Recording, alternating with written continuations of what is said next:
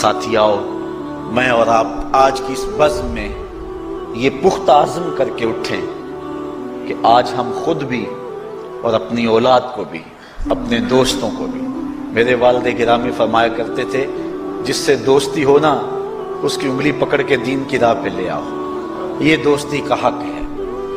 اس کے لیے آپ بہت کچھ کرتے ہیں لیکن اگر اس کو دین نہیں دیا تو کچھ بھی نہیں دیا۔ کوشش کرو میرا دوست ہو اور جہنم میں جائے۔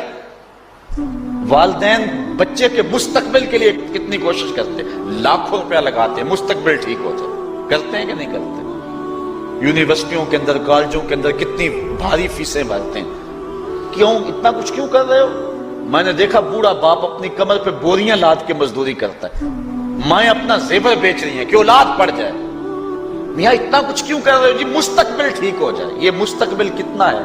20-25 سال کا، اور جو اصل مستقبل ہے اس کی فکر ہی نہیں کسی کو۔ اصل مستقبل تو وہ ہے، اللہ اکبر، بیرون ملک جائے بیٹا تو ماں کہتی ہے بس دعا کرو کہ میرا بیٹا خیریت سے پہنچ جائے۔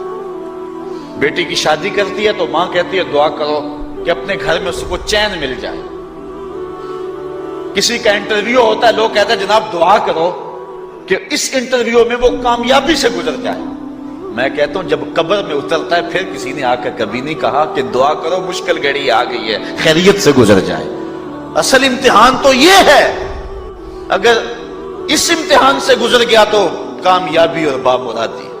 یہ تھوڑا سا مستقبل دنیا کا، اس کے لیے ہم کتنے پیسے لگا دیتے ہیں۔ سب کچھ اولاد کو آتا ہے، ہر شے فر پڑھتے اور بولتے ہیں، دعائے قنوت بھی نہیں آتی ہوتی۔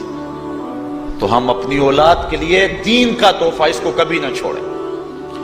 اللہ اکبر، کوشش کریں، محنت کریں۔ حضور نبی رحمت صلی اللہ علیہ وآلہ وسلم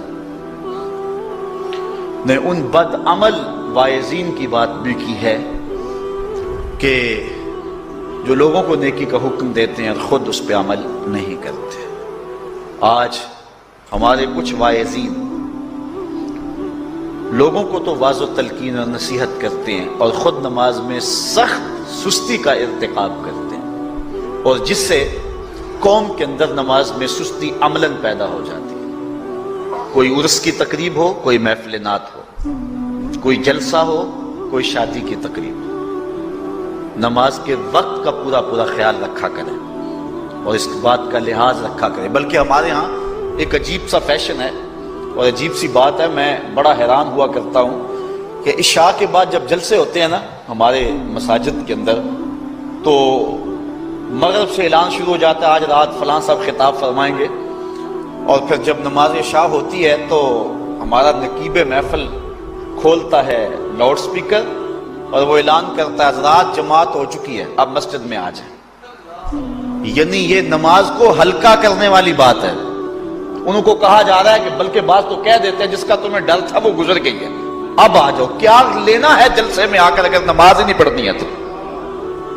ممبر و محراب کے جو ذمہ دار ہیں ان سے جو ہے وہ عجیب و غریب قسم کی جو ہے وہ حرکات سکنات سرزد ہو رہی ہیں۔ یہ جو جاہل نقیبوں کا ایک غول آ گیا نا، یہ بھی ایک بہت بڑی مصیبت ہے۔ ایک تو بے تحاشا القاب، دوسرا دین کی روح سے ناشنائی۔ وہ کسی نے کہا تھا نا کہ پہلے حضرت غوث پاک ولی بناتے تھے، چور سے کتب بناتے تھے، آج کل ہم بناتے ہیں۔ کہا تم کیسے؟ کہا ہمیں پتا ہوتا ہے یہ چور بیٹھا ہوا ہے، کہتے ہیں غوث زماں اور کتب دوران۔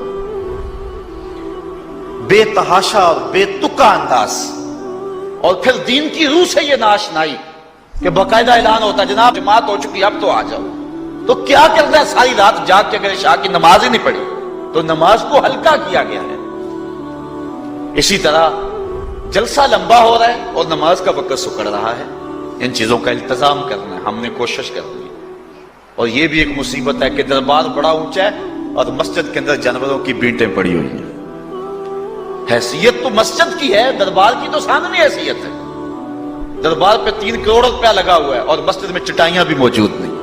اپنے بھی خفا مجھ سے ہیں بیگانے بھی ناخوش، کہ زہر حلال کو کبھی کہہ نہ سکا کند، بات وہی کہتا ہوں سمجھتا ہوں جسے حق، میں ابلہ مسجد ہوں نہ تہذیب کا فرزند۔ بے تحاشا اور بے تکا انداز اور پھر دین کی روح سے یہ ناشنائی کہ باقاعدہ اعلان ہوتا ہے جناب جماعت ہو چکی اب تو آ جاؤ، تو کیا کرتا ہے ساری رات جاگ کے اگر عشاء کی نماز ہی نہیں پڑھی تو نماز کو ہلکا کیا گیا۔